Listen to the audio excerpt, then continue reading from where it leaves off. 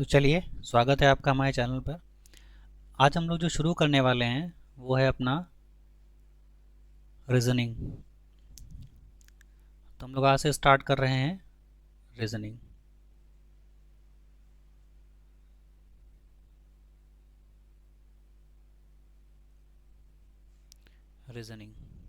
Reasoning के देखिए इसकी इम्पोर्टेंस क्या है कि लगभग ये हर तरह के एग्ज़ाम्स में आता है। हर तरह के एग्ज़ाम का मतलब हुआ, अगर आप यूपीएससी की तैयारी कर रहे हैं तो यूपीएससी में एक पेपर होता है GS paper number 2। GS paper number 2 जिसको हम लोग सामान्यतः सी सैट के नाम से जानते हैं। CSAT, civil service aptitude test. इसमें भी ये पूछी जाती है। इसी के साथ साथ अगर आप यूपीएससी के अलावा स्टेट पीसीएस यानी यूपी पीएससी की तैयारी कर रहे हैं, जिसको हम लोग पीसीएस का एग्ज़ाम भी कहते हैं, वहाँ भी रीजनिंग का काफ़ी रोल है। इसके अलावा अगर आप यूपी पीसीएस से एक और एग्ज़ाम होता है, इसको हम लोग बोलते हैं ROARO। अगर आप इसकी तैयारी कर रहे हैं तो ये भी आपका जो एग्ज़ाम है इसमें भी रीजनिंग का काफ़ी रोल है। तो यहाँ से हम ये कह सकते हैं कि रीजनिंग की इम्पोर्टेंस फ़िलहाल कुछ बड़े बड़े एग्ज़ामों में भी है। इन सब के अलावा अगर आप इन सब को छोड़ दें, मतलब इन बड़े बड़े एग्ज़ामों को अगर आप थोड़ा सा ध्यान ना दें, जैसे आपने इन एग्ज़ामों पे ध्यान नहीं दिया, तो इसके अलावा रीजनिंग का और रोल क्या है? तो इसके अलावा रीजनिंग का जो रोल है वो वनडे एग्ज़ाम में भी है। वनडे एग्ज़ाम यानी वनडे एग्ज़ाम में भी आप रीजनिंग जो होती है उसको भी आप देखेंगे कि उसमें भी रीजनिंग के एग्ज़ाम क्वेश्चंस आते हैं। सॉरी, ये थोड़ा सा इसको सही करते हैं। वनडे एग्ज़ाम,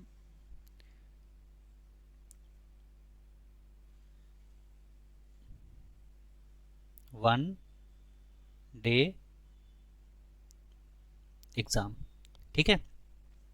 इसके अलावा वनडे एग्ज़ाम में जनरली जो हमारे एग्ज़ाम्स होते हैं जिसमें जो ज़्यादातर हम लोगों के आम बोलचाल में या देखा जाता है वो है एसएससी।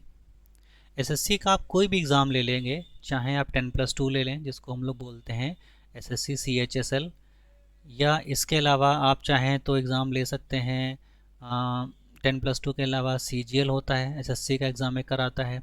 सीजीएल के अलावा आप जीडी ले लें। मतलब ये जो एसएससी के सारे एग्ज़ाम जो हैं उसमें इसका काफ़ी योगदान है, काफ़ी रोल है। तो हम ये कह सकते हैं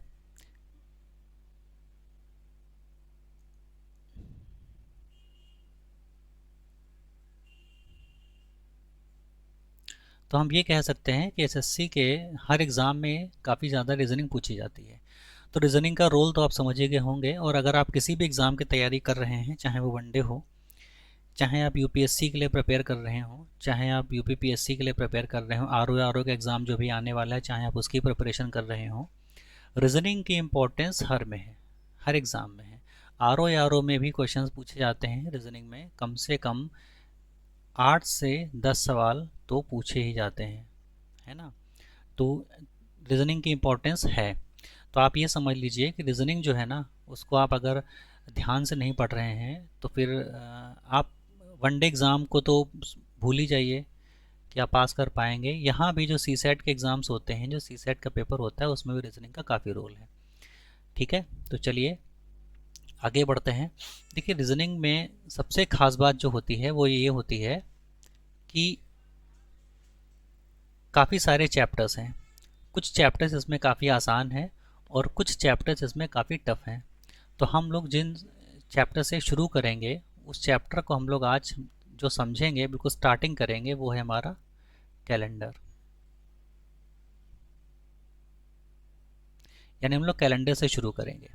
कैलेंडर क्योंकि घर पे होता है और इसके बारे में कहा जाता है रीजनिंग का सबसे एक इजी चैप्टर है।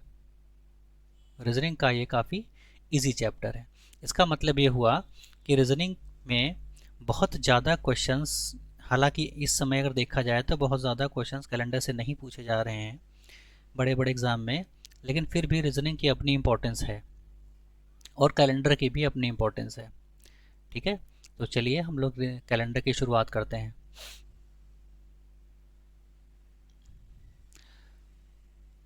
तो जो हमारा टॉपिक है आज वो क्या है?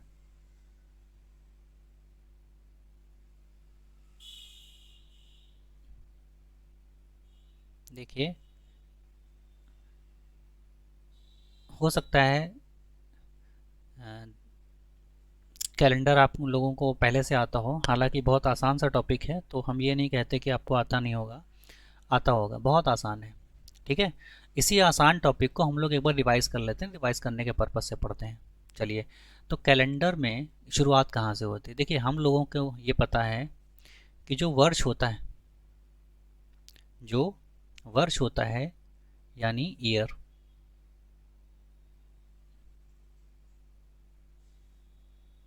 ईयर जिसको हम लोग हिंदी में बोलते हैं वर्ष, ये जो वर्ष होता है, ये पृथ्वी के जो सामान्य वर्ष हैं वो दो प्रकार से बांटे जाते हैं, दो प्रकार से बांट दिए जाते हैं।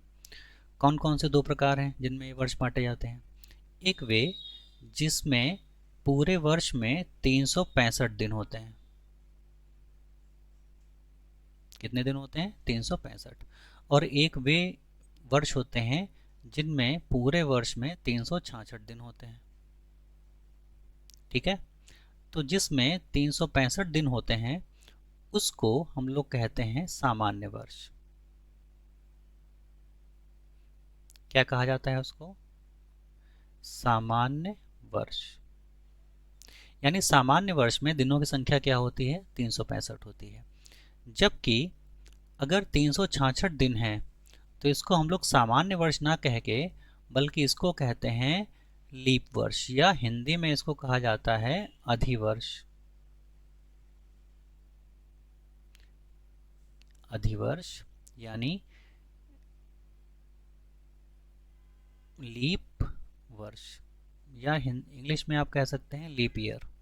ठीक है, तो हम लोग एक चीज़ जान गए कि जो वर्ष होते हैं, ईयर, ये दो प्रकार से बांटे जा सकते हैं, दो टाइप से बांटे जा सकते हैं। एक वे जिनमें 365 दिन होते हैं जिसको हम लोग सामान्यतः क्या बोलते हैं?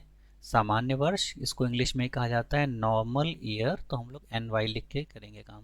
ठीक है, बार बार सामान्य वर्ष नहीं लिखेंगे, नॉर्मल ईयर से काम चला लेंगे। और एक वे वर्ष होते हैं जिनमें दिनों की संख्या कितनी होती है? 366, मतलब इससे जस्ट एक दिन ज़्यादा। इसको हम लोग क्या नाम देते हैं? अधिवर्ष। अधिवर्ष को इंग्लिश में आप लीप ईयर भी कह सकते हैं। देखिए, राइटिंग में कुछ हमारी दिक्कत आएगी, लेकिन राइटिंग को आप समझ लीजिएगा। पेन टैब में लिखने की आदत नहीं है, धीरे धीरे आदत डाल रहे हैं, तो आप इसको अपने हिसाब से ध्यान रखिएगा। तो ये नॉर्मल ईयर है और ये लीप ईयर है। ठीक है, अब ये जो इसमें आप देख रहे हैं कि 365 जो है आपका, और ये जो 366 है, उसमें एक दिन का अंतर है। कितने दिनों का अंतर है? एक दिन का अंतर है। तो जो एक दिन का अंतर आया, एक दिन, एक दिन का अंतर क्यों आता है? अगर आपसे कोई पूछ ले क्यों आता है, तो इसका जवाब तो खैर भूगोल देगा, लेकिन ये एक दिन का अंतर पूरे वर्ष के किस माह में आता है ना? पूरे आप लोग को पता है कि वर्ष जो होता है उसमें टोटल 12 माह होते हैं, 12 माह होते हैं, आपको पता होगा। तो इन 12 माह में आखिर वो कौन सा महीना होता है जिसमें एक दिन एक्स्ट्रा बढ़ जाता है? सामान्यतः हमको पता है कि जो दिन होते हैं, जो महीने होते हैं, वो 12 होते हैं, और 12 महीनों में कुछ महीने ऐसे होते हैं जो 30 दिन के होते हैं, और कुछ महीने ऐसे होते हैं जो 31 दिन के होते हैं, सिवाय किसके? फरवरी के। जो फरवरी है वो एक अपवाद है। अपवाद है, इसका मतलब यह है कि फरवरी में ना तो 30 दिन होते हैं ना ही 31 दिन होते हैं, तो उसमें दिनों की संख्या दो प्रकार से बांटी जाती है। फरवरी में या तो 28 दिन होंगे या कितने होंगे? 29 दिन होंगे। यही जो आप देख रहे हैं ना, 28 और 29 का अंतर, यही हमारा लीप ईयर को दर्शा देता है। यानी लीप ईयर में हम जिस बात कर रहे थे कि आखिर वे कौन सा महीना है जिस महीने में एक दिन एक्स्ट्रा बढ़ जाता है, तो वो आपका कौन सा होगा? फरवरी होगा। यानी फरवरी का जो माह है उसमें या तो 28 दिन होंगे और या तो 29 दिन होंगे। ठीक है, तो हमारे ख्याल से आप ये समझ गए होंगे कि 365 दिन जो होता है उसको सामान्य वर्ष बोलते हैं, 366 दिन जो होता है उसको अधिवर्ष या लीप ईयर बोलते हैं। अधिवर्ष की खास बात या पहचान ये होती है कि सामान्य वर्ष से उसमें एक दिन एक्स्ट्रा होता है ना? और ये जो एक दिन एक्स्ट्रा होता है वो किस में होता है, किस माह में होता है, फरवरी। बाकी जो फरवरी को छोड़ के बाकी जो 11 माह आपके बचते हैं उसमें या तो 30 दिन होंगे और या तो 31 दिन होंगे। ठीक है, चलिए आगे बढ़ते हैं। तो हम लोग ये जान गए हैं अभी तक कि अगर फरवरी, देखिए फरवरी, तो सारा खेल यहाँ पर सामान्य वर्ष और अधिवर्ष में किसका है, फरवरी का है। अगर हमारी फरवरी 28 दिन की है, डी डी का मतलब हुआ डेज, ठीक है, और या तो फरवरी कितने दिनों की होगी, 29 दिन की होगी। भाई दो ही प्रकार से बांट सकते हैं फरवरी को, फरवरी में या तो 28 दिन होंगे और या 29 दिन होंगे। अगर फरवरी में 28 दिन है ना, अगर फरवरी में 28 दिन है तो वो जो वर्ष होगा वो क्या कहलाएगा, नॉर्मल ईयर कहलाएगा या सामान्य वर्ष कहलाएगा। लेकिन अगर फरवरी में 29 दिन है, 29 डेज हैं, तो हमारा वो क्या कहलाएगा, लीप ईयर कहलाएगा। ठीक है, तो लीप ईयर और नॉर्मल ईयर में अंतर दिखाने के लिए हम लोग अगर महीने के हिसाब से देखेंगे तो कौन सा महीना देखते हैं, फरवरी। और अगर वर्ष के हिसाब से देखते हैं तो हम कौन सा वर्ष देखेंगे, जिस वर्ष में कौन सा दिन होगा, 366 दिन होंगे। ठीक है, तो अगर वर्ष के हिसाब से आप समझना चाहते हैं कि भाई हम कोई ईयर ले लें और ईयर के हिसाब से पता करें कि वो नॉर्मल ईयर है या सामान्य ईयर है, तो आपको दिनों की संख्या देखनी पड़ेगी, टोटल दिन वर्ष में कितने हैं। और अगर आपको महीनों के अलावा, वर्ष के अलावा अगर आपको महीना देखना है तो इन 12 महीनों में आखिर कौन सा ऐसा महीना होता है जिसमें जिसके आधार पर हम नॉर्मल ईयर को लीप ईयर से डिफरेंशिएट कर सकते हैं या अंतर दिखा सकते हैं, तो वो कौन सा महीना होगा, फरवरी होगा। तो चलिए इतना आप जान गए हैं। तो यहाँ तक तो हमारे हिसाब से आप क्लियर हो गया होगा कि नॉर्मल ईयर और लीप ईयर में क्या अंतर होता है। दिन जो अंतर आता है वो किसका आता है, दिनों की संख्या का या फरवरी के महीने का। फरवरी का महीना आप समझ लीजिए, देख लीजिए किसी भी कैलेंडर वर्ष का, जनवरी में के बाद फरवरी आता है। अगर आप फरवरी देख रहे हैं, फरवरी में अगर 28 दिन आ रहे हैं, है ना, तो आप कहेंगे कि वो कैसा है, नॉर्मल ईयर है। लेकिन अगर फरवरी में 29 दिन आ रहे हैं तो आप कहेंगे कि वो लीप ईयर है। अब ये तो कैलेंडर को देखने के बाद पता चलेगा कि भाई कैलेंडर को हमने देखा, दीवार पे कोई कैलेंडर टंगा है किसी के घर में, या आपके मोबाइल में, आजकल सब मोबाइल यूज़ कर रहे हैं तो मोबाइल में कैलेंडर है और आपने उसको देखा और पता कर लिया कि हाँ भैया ये जो कोई भी जो दिया गया वर्ष है उसमें फरवरी 29 डेज़ की है, तो जो चल रहा वर्ष है या आने वाला वर्ष है या जो बीत गया वर्ष है वो कैसा है, लीप ईयर था या नॉर्मल ईयर था। लेकिन अगर बाई चांस हम कहीं सड़क पे जा रहे हैं या हमको किसी को समझाना है या हमको किसी वर्ष को दिया गया, जैसे आपके पास कैलेंडर भाई पिछले 10 सालों का होगा, आगे आने वाले 10 सालों का भी आप देख सकते हैं। लेकिन अगर आपसे कोई पूछ ले कि बताओ 2006 नॉर्मल ईयर था या लीप ईयर था, या आपसे कोई पूछ ले बताओ जब आज़ादी मिली थी हमको 1947 में, तो वो वर्ष कौन सा था, लीप ईयर था या नॉर्मल ईयर था, मतलब उसमें फरवरी 28 दिनों की थी या फरवरी 29 दिनों की थी, तो कैसे पता करेंगे, है ना। तो कहने का मतलब ये है कि किसी वर्ष को कैसे पहचाना जाता है कि वो नॉर्मल ईयर है या लीप ईयर है। तो देखिए पहचान करने का तरीका क्या है। तो हेडिंग हमारी क्या पड़ेगी अब, how to find leap year.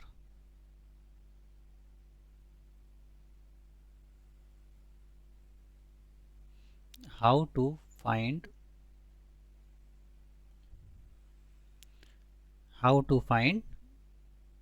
Leap year, है ना। लीप ईयर का कैसे पता करेंगे, लीप ईयर पता करिए या नॉर्मल ईयर पता करिए, देखिए दोनों का तरीका हम एक ही बार में आपको बता देंगे, है ना, कि लीप ईयर कैसे पता किया जाता है। चलिए पता करते हैं, एग्जाम्पल लेते हैं एक, क्योंकि ज़्यादातर एग्जाम्पल से ही समझ में आता है। एग्जाम्पल, मान लीजिए आपसे कहा जाता है कि एक वर्ष है हमारे पास जिस वर्ष को हम लोग बोलते हैं 1947, 1947। और बताइए ये जो वर्ष था, इस वर्ष में फरवरी कितने दिनों की थी। भाई फरवरी या तो 28 की होगी, अगर 28 की है तो नॉर्मल ईयर, है ना, अगर 29 की है तो लीप ईयर। तो फरवरी कितने दिनों की होगी, ये आपसे कोई पूछ ले, या आपसे कोई ये पूछ ले कि ये बताओ कि इस जो आपका दिया गया वर्ष है, इस वर्ष में या इस वर्ष को लीप ईयर कहेंगे या नॉर्मल ईयर कहेंगे। तो चलिए पता करते हैं। तो देखिए इसके लिए तो अगर लॉन्ग मेथड में जाएंगे तो काफ़ी लंबा समय खर्च होगा। हमारा मकसद होता है टाइम को बचाना। तो हमारे पास एक तरीका है ना, हमारे पास एक तरीका है। देखिए क्या तरीका है, कैसे पता करते हैं हम ये चीज़ कि हमारे पास जो फरवरी है वो कितने दिनों की है, ठीक है, या हमारे पास जो दिया गया वर्ष है वो नॉर्मल ईयर है या लीप ईयर है। तो हम लोग फॉर्मूला क्या यूज़ करते हैं, देखिए ट्रिक क्या है। ट्रिक तरीके बड़े आसानी से निकाल सकते हैं कि जो भी आपका दिया गया वर्ष है,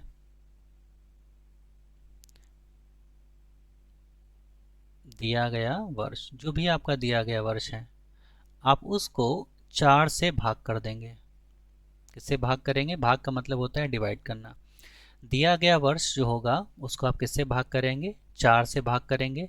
और जब आप इसको 4 से भाग कर लेंगे तो उसके बाद आपको क्या करना है वो समझना है, ठीक है।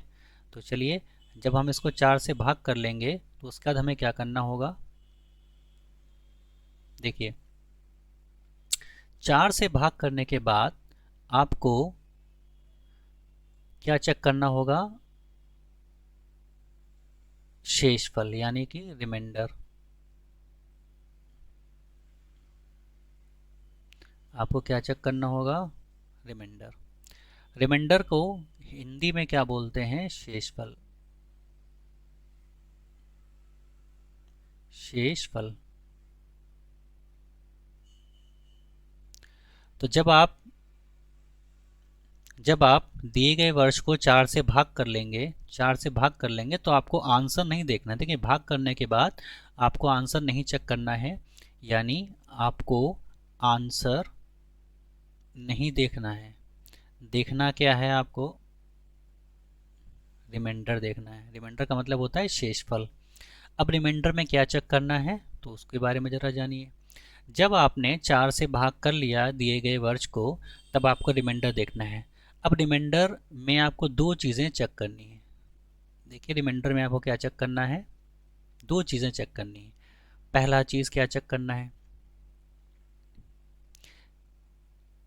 या तो रिमाइंडर आपका ज़ीरो आएगा या रिमाइंडर आपका ज़ीरो नहीं आएगा। ज़ीरो नहीं आएगा तो क्या आएगा, जैसे ज़ीरो के अलावा कुछ भी आ सकता है, जैसे आ सकता है 1 2 3 डॉट डॉट, कुछ भी आ सकता है। ज़ीरो लेकिन नहीं आएगा, है ना। तो दो ही कंडीशन आ सकती हैं भाई, या तो रिमाइंडर आपका ज़ीरो आ रहा है या ज़ीरो के अतिरिक्त कोई दूसरा नंबर आ रहा है, कोई दूसरा डिजिट आ रहा है, 1 2 3 4 सो ऑन एनीथिंग, कुछ भी आ सकता है। अगर आपका रिमाइंडर ज़ीरो आ जाता है, आपने चेक किया, आपने दिए गए वर्ष को 4 से भाग किया, उसका रिमाइंडर चेक किया, और अगर दिया गया वर्ष आपने चेक 4 से भाग करने के बाद अगर दिए गए वर्ष में रिमाइंडर चेक किया और अगर रिमाइंडर ज़ीरो आ जाता है, तो जो दिया गया वर्ष होगा आपका वो कैसा होगा, लीप वर्ष होगा। देखिए ये पहचानने का बड़ा आसान सा तरीका है। किसी भी ईयर को, किसी भी दिए गए वर्ष को आप बड़ी आसानी से पहचान सकते हैं। बस आपको क्या देखना है कि जो हमारा दिया गया वर्ष है उसमें रिमाइंडर क्या आया है। यदि रिमाइंडर ज़ीरो आया है तो दिया गया वर्ष कैसा होगा, लीप वर्ष होगा। और लीप वर्ष की पहचान हम लोग कैसे करते हैं कि उसमें जो फरवरी होती है, फरवरी वो कितने दिनों की होती है, 29 डेज की होती है ना।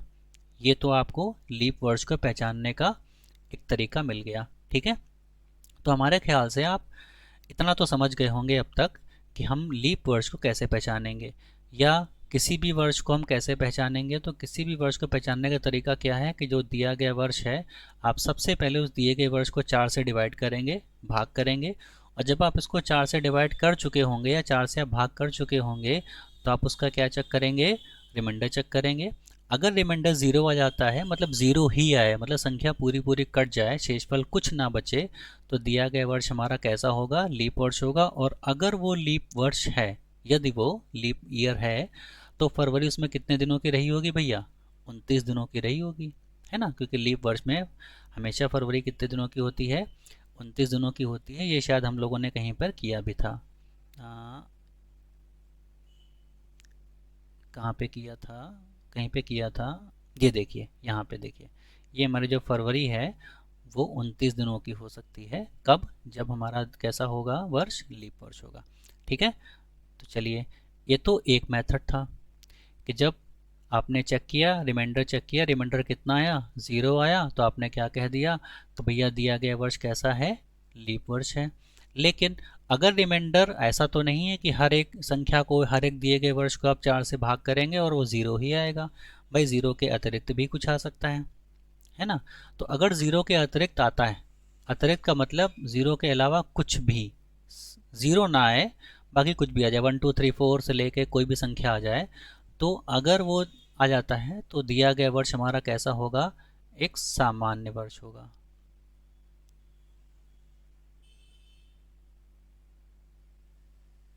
दिया गया वर्ष कैसा होगा, सामान्य वर्ष होगा। और अगर वो सामान्य वर्ष है तो उसमें फरवरी फिर कितने दिनों की होगी,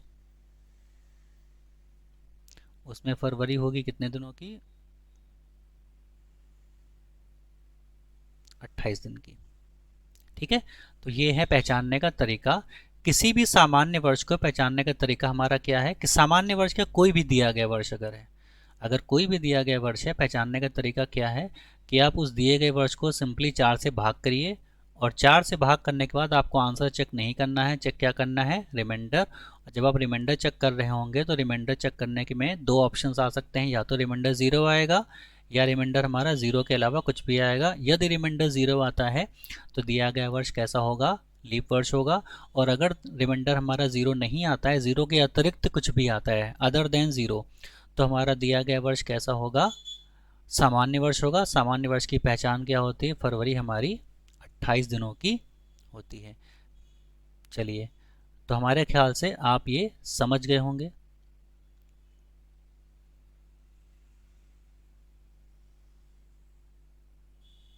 है ना।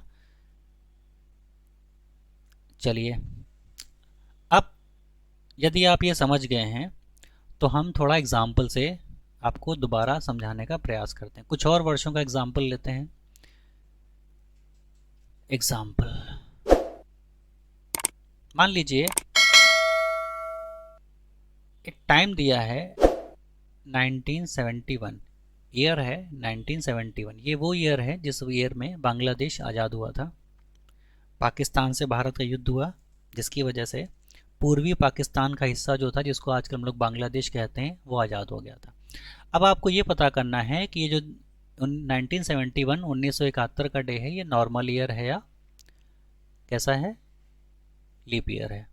तो चलिए पता करते हैं भाई। पता करने का तरीका हम लोगों ने क्या सीखा है कि दिए गए वर्ष को, दिया गया वर्ष 1971, इसको किससे भाग करेंगे, 4 से भाग करेंगे, और 4 से भाग करने के बाद क्या चेक करेंगे, रिमाइंडर। तो चलिए भाग करके देखते हैं। देखिए, भाग करने के दो तरीके। पहला तरीका ये है कि आप नॉर्मली अपने मेंटली या दिमाग में आप इसको भाग कर लें, सीधे रिमाइंडर लिख लें। और कुछ बच्चों के लिए गणित बहुत एक डरावना विषय होता है, बहुत डरावना सब्जेक्ट होता है। वो लोग छोटी छोटी चीज़ों से घबराते हैं, मतलब भाग करने से घबराते हैं, गुणा करने से घबराते हैं। तो चलिए हम पहले आपको बहुत बेसिक तरीके से समझाते हैं, बहुत ही बेसिक तरीके से। मान लीजिए 1971 है ना, और इसको आपको 4 से भाग करना है। चलिए भाग करके देखते हैं।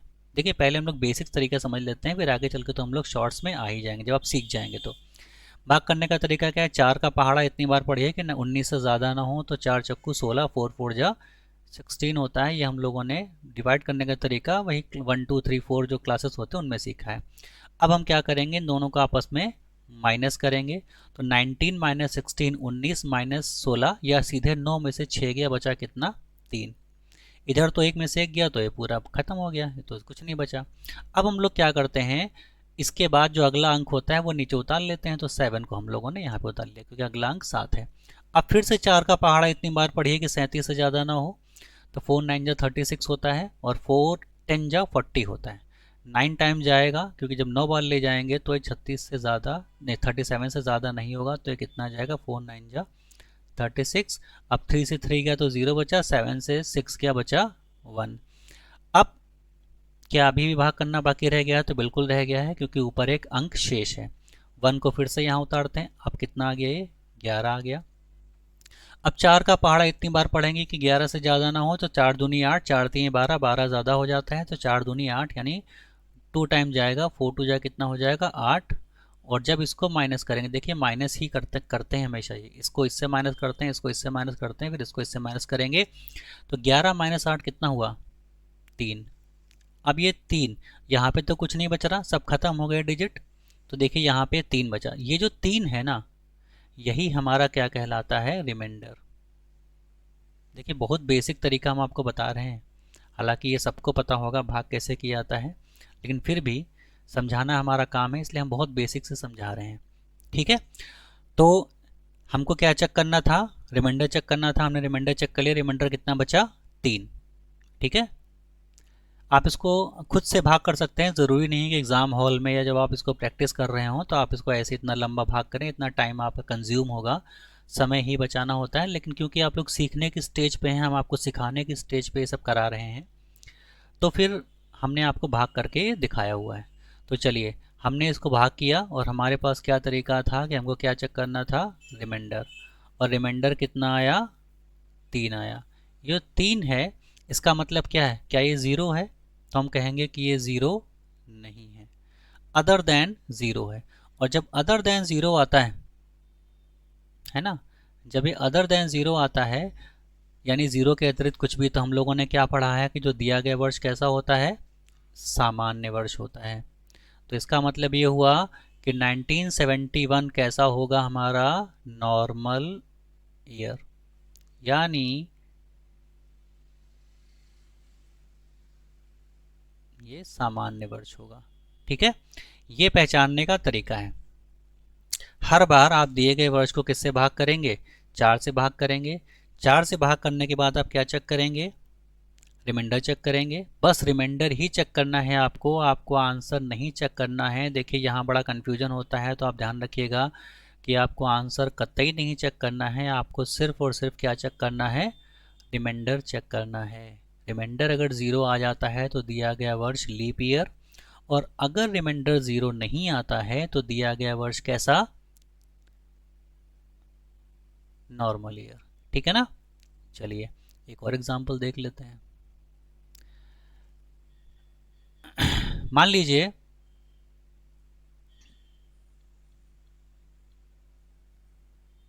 आपको दिया गया है 1905, ठीक है, अब इसको चेक करेंगे। 1905 को चेक करना है आपको कि ये किस प्रकार का ईयर है, नॉर्मल ईयर है या ये एक लीप ईयर है। हमारे पास क्या तरीका है, हम लोगों ने जो सीखा है हम उसी तरीके को यहाँ पर अप्लाई करेंगे। दिया गया वर्ष 1905 है, आप इसको किससे भाग करेंगे, 4 से भाग करेंगे, और क्या चेक करेंगे, रिमाइंडर। तो देखिए थोड़ा सा आपकी बार आसान करते हैं, समय बचाते हैं। हर बार जब भी आपको पूरा दिया गया वर्ष, एक बहुत बड़ी संख्या है 905, 4 डिजिट हैं इसमें, और इसको आपको 4 से भाग करना है, तो हर बार आप 4 से भाग करने के लिए पूरी डिजिट को मत देखिए। आप एक काम कर सकते हैं कि जो आपका दिया गया वर्ष है उसमें 4 ही डिजिट होंगी, क्योंकि ईयर में 4 डिजिट ज़्यादातर पूछी जाती हैं। लेकिन आप करें क्या अपना समय बचाने के लिए, कि जो अंतिम दो वर्ष, दो अंक आपको दिखाई दे रहे हैं ना 05, आप सिर्फ इसी को 4 से भाग करें, पूरे को मत करें। आप केवल 05 को 4 से भाग कर लें। चलिए, जब 5 को आप 05 का मतलब 5 ही होता है, 5 को 4 से भाग करेंगे तो 4 एक कम 4 जाएगा, रिमाइंडर कितना आएगा, एक बचेगा। तो इसमें रिमाइंडर कितना आया, एक बचा, रिमाइंडर कितना आया, एक। एक का मतलब क्या ये ज़ीरो है, तो ज़ीरो नहीं है।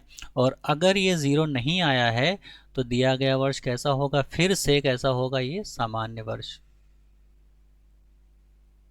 है ना, ये भी सामान्य। अगर ये सामान्य वर्ष है तो इस वर्ष में अगर आपसे पूछ लिया जाए कि फरवरी कितने दिनों की होगी, तो इस वर्ष में फरवरी कितने दिनों की होगी, 28 दिन। क्योंकि सामान्य वर्ष में फरवरी कितने दिनों की होती है, हमेशा 28 दिनों की होती है। ठीक है, तो हमारे ख्याल से आप ये समझ गए होंगे। चलिए इसको हटाते हैं, क्योंकि इसको आपको आता है ना। एक और एग्जाम्पल देखते हैं।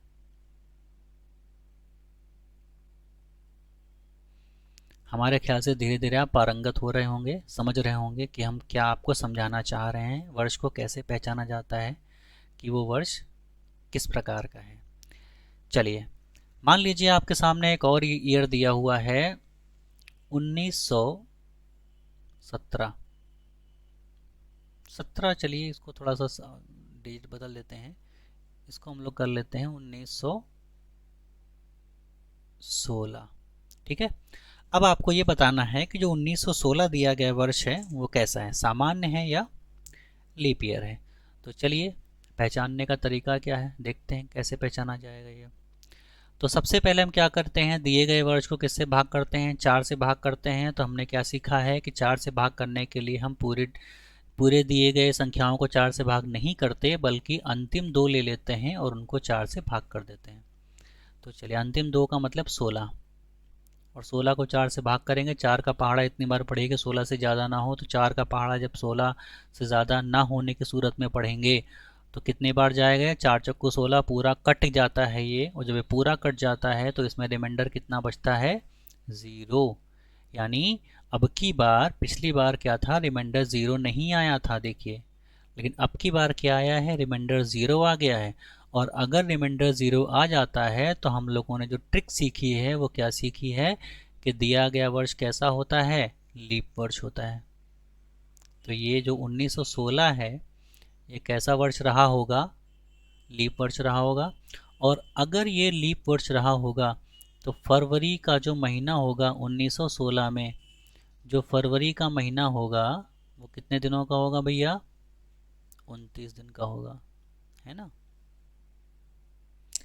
तो हमारे ख्याल से इतने एग्जाम्पल्स से आप ये पहचान गए होंगे कि हम लोग किस प्रकार से किसी भी वर्ष को पहचानते हैं कि वो वर्ष हमारा लीप वर्ष में काउंट होगा या नॉर्मल वर्ष में काउंट होगा।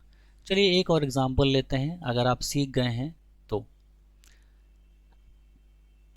चलिए एग्जाम्पल लेते हैं, बहुत बढ़िया सा एग्जाम्पल है, थोड़ा सा हटके है, जो हम लोग करते आए हैं उससे थोड़ा सा हटके है। अभी तक तो हम लोग देख रहे थे 1900 वाले, अब हम आपको देते हैं एक क्वेश्चन 2004, बीता हुआ वर्ष है 2004, और आपको ये बताना है कि 2004 लीप वर्ष में आएगा या सामान्य वर्ष में आएगा। आपको ये पहचानना है, ये बताना है कि 2004 लीप वर्ष में रहेगा या सामान्य वर्ष में रहेगा। तो भैया तरीका हम लोगों ने जो सीखा है वही लगाते हैं। क्या सीखा है कि दिए गए वर्ष को 4 से भाग करते हैं, है ना, दिए गए वर्ष को 4 से भाग करते हैं। लेकिन ये जो तरीका है दिए गए वर्ष को 4 से भाग करने वाला, वो हम लोग यहाँ पर अप्लाई नहीं कर पाएंगे, या उससे हमारा जो आंसर है वो शायद सही नहीं आएगा, है ना। क्यों नहीं आएगा, क्या समस्या आ जाएगी। देखिए ये हम लोगों ने सीखा था, यहाँ पे सीखा था कि दिया गए वर्ष को किससे भाग करेंगे, 4 से भाग करेंगे। तो अगर दिए गए वर्ष को हम लोग 4 से भाग करेंगे तो हमको उत्तर मिल जाता था। लेकिन इस वाले सवाल में, जो सवाल हम लोग यहाँ पे लिखे हैं 2004, इसमें ये वाला तरीका काम नहीं करेगा। तो अगर इसमें ये तरीका काम नहीं करेगा तो फिर कैसे करेंगे, है ना। तो देखिए पहचानने का तरीका देखिए इसमें क्या है, पिछले दिए गए जो हमारे वर्ष थे, जो भी हमारे दिए गए वर्ष थे, और जो इस बार दिए गए वर्ष हैं, आप देखिए इनमें क्या अंतर है कि ये जो सब थे वो 1900 के वर्ष थे, 1916, 1905, है ना। इसके पहले हम लोगों ने जो किया था 1971, ये देखिए, है ना, सब 1900 वाले थे। लेकिन ये जो वर्ष है वो 1900 नहीं है, बल्कि 2004, यानी 1900 के बाद अगली शताब्दी आ गई है। तो जब शताब्दी आ गई तो क्या फ़र्क पड़ेगा, बिल्कुल फ़र्क पड़ेगा भैया, पड़ना भी चाहिए फ़र्क। क्या फ़र्क पड़ रहा है, तो यहाँ पर आपको एक रूल सीखना होगा, रूल, एक नियम सीखना होगा। रूल क्या है, रूल सीख लीजिए। रूल क्या है कि यदि यदि दिया गया वर्ष यदि दिया गया वर्ष शताब्दी वर्ष हो।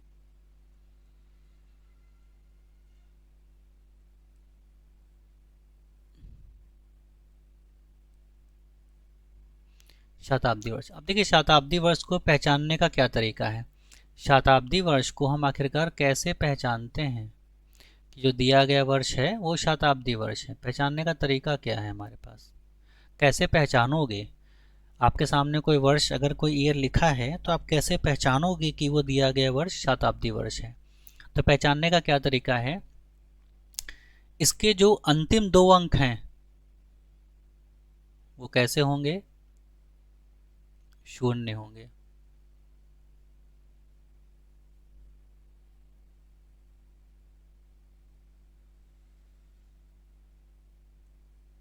अंतिम दो अंक कैसे होंगे, 00। तो फिर वो क्या कहलाएगा, शताब्दी वर्ष कहलाएगा। ठीक है ना। तो यदि दिया गया वर्ष शताब्दी वर्ष है, शताब्दी वर्ष है, तो हम लोग उसको 4 के बजाय किससे भाग करेंगे, वर्ष को 4 के बजाय 400 से भाग करेंगे। देखिए ध्यान रखिएगा, पिछली बार हम लोग 4 से भाग करके देख रहे थे, इस बार किससे भाग करके देखेंगे, 400 से भाग करके देखेंगे। बाकी सब कुछ वही है, सेम प्रोसेस है, सेम तरीका है, आपको कहीं भी कुछ भी बदलाव नहीं करना है। वर्ष को 400 से क्या करेंगे, भाग करेंगे।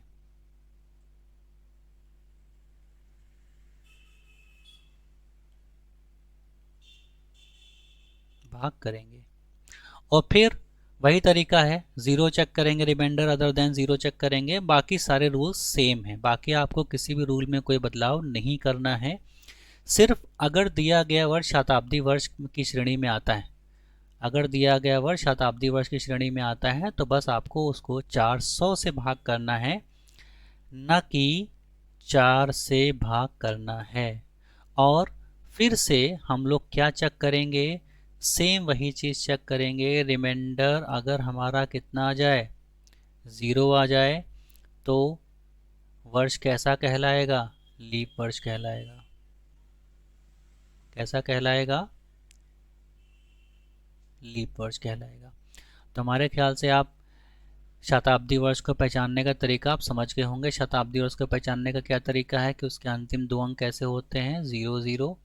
अगर अंतिम दो अंक 00 हैं तो दिए गए वर्ष को हम क्या कहेंगे, शताब्दी वर्ष कहेंगे। अगर वर्ष शताब्दी वर्ष है तो उसको किससे भाग करके देखेंगे, 400 से भाग करके देखेंगे। और अगर वो 400 से भाग करने के उपरांत यदि रिमाइंडर 0 आ जाता है तो दिया गया वर्ष लीप वर्ष कहलाएगा। और इसी प्रकार से अगर आपका रिमाइंडर 0 नहीं आता है तो दिया गया वर्ष कैसा कहलाएगा, नॉर्मल ईयर कहलाएगा। ठीक है। तो देखिए ये जो आप देख रहे हैं ना, ये रूल जो आप देख रहे हैं वो किसके लिए है, सिर्फ और सिर्फ शताब्दी वर्ष के लिए है। तो चलिए अपना एग्जाम्पल करते हैं। एग्जाम्पल हमारा क्या दिया था, 2004। इसको नेक्स्ट पेज में करके देखते हैं।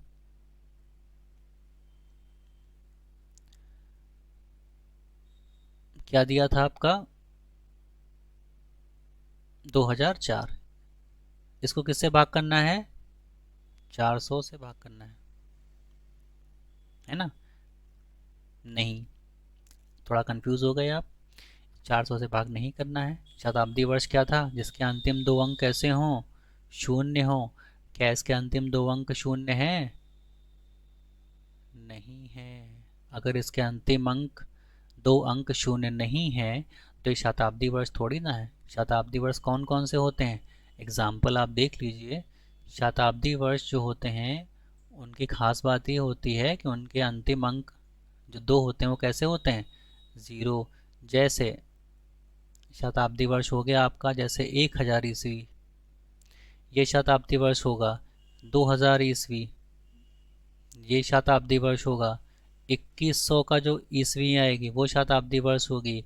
2200 की जो ईस्वी आएगी वो शताब्दी वर्ष होगी, है ना। इसी प्रकार जो 100वां वर्ष रहा होगा वो शताब्दी वर्ष रहा होगा। अब इन सबको हम शताब्दी वर्ष क्यों कह रहे हैं, आप जरा देखिए इनको शताब्दी वर्ष कहने के पीछे का हमारा क्या कारण है, हम क्यों कह रहे हैं। तो बड़ी आसानी से आपको समझ में आ रहा होगा कि जो हम लोगों ने रूल पढ़ा था अभी थोड़ी देर पहले कि शताब्दी वर्ष को पहचानने का क्या तरीका है, शताब्दी वर्ष कैसे पहचाना जाता है, उसके अंतिम 2 अंक कैसे हैं, 00, डबल ज़ीरो, सिंगल ज़ीरो नहीं। तो इन एग्जाम्पल्स में क्या सभी दिए गए वर्षों के अंतिम 2 अंक शून्य हैं? बिल्कुल है, दिख रहे हैं शून्य, देखिए सब में डबल ज़ीरो आ रहा है, इसमें भी डबल ज़ीरो आया। तो ये सारे कैसे हो गए, सभी दिए गए वर्ष कैसे कैसे हो गए,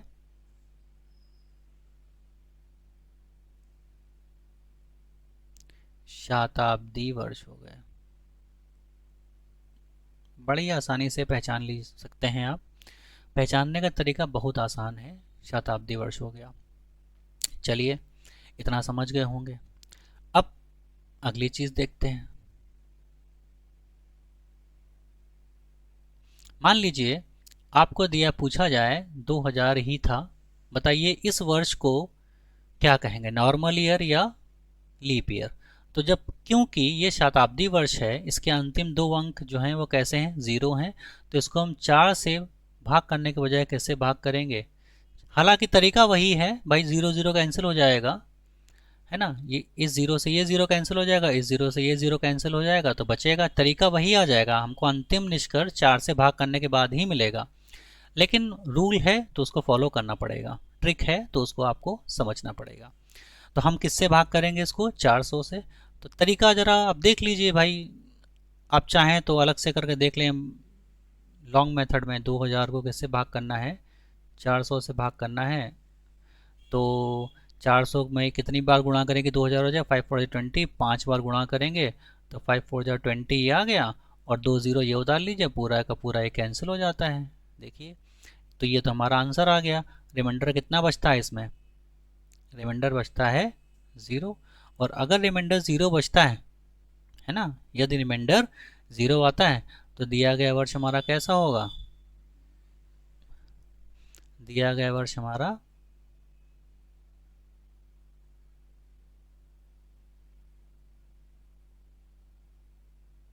लीप वर्ष होगा।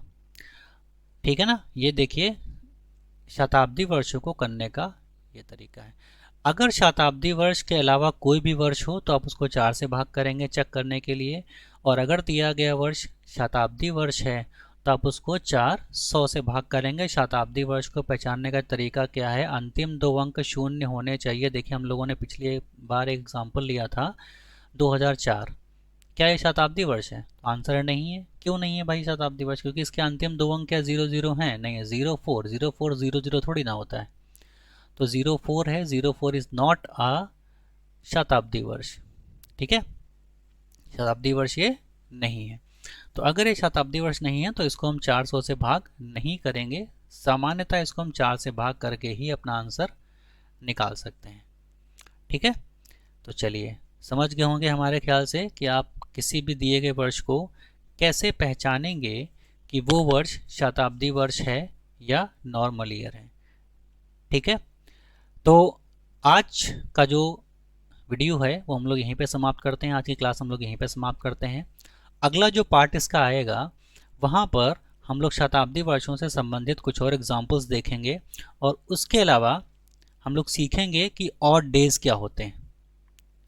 ऑड डेज देखिए इनका बहुत रोल है, ऑड डेज का, ऑड डेज इनका बहुत ज़्यादा रोल है इस चैप्टर में, क्योंकि जब भी आप क्वेश्चंस को सॉल्व करेंगे तो ऑड डेज को लेके ही सॉल्व करेंगे। ऑड डेज को हिंदी में क्या बोलते हैं, विषम दिन।